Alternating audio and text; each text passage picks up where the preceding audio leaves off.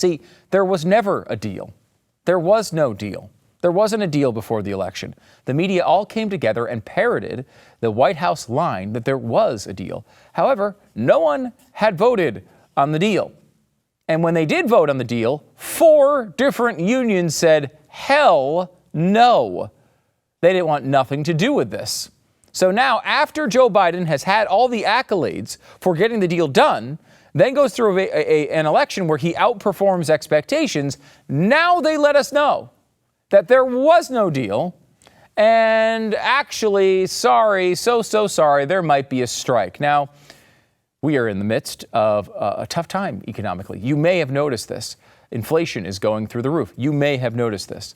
You may have noticed that we are in a tough time when it comes to our pocketbooks. So, would this be a big deal for our economy? We're talking about $2 billion of goods that go through rail lines every single day. $2 billion hit to the economy for every day they would go on strike.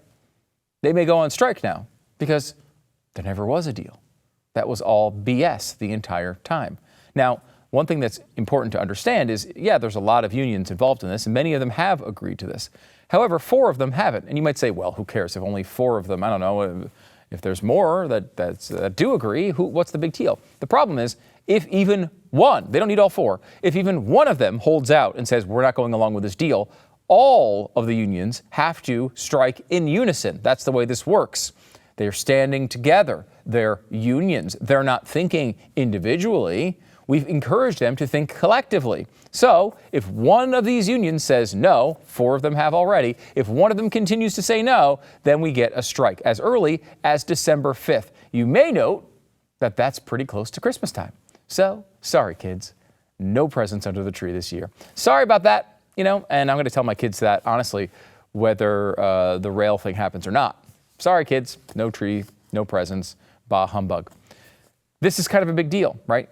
When you're in the middle of an economic crisis, you're on the verge of economic catastrophe, it feels like, and you've got the holidays right around the corner, a rail strike would be a very big deal. But not only did Joe Biden not have to pay a price for not being able to push this through, instead he got the benefits of it. They just told you the truth after the election.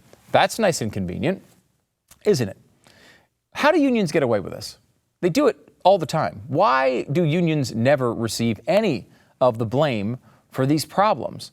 The media treats them as if they're always the positive actor. It's the worker versus the evil capitalist. The evil capitalist wants to run his business with things like profit.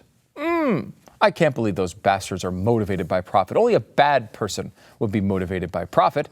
Good people are unions. They just are asking for basic things. They just want more pay and more time off and all of the benefits and perks of living like Elon Musk. Well, you don't always get that.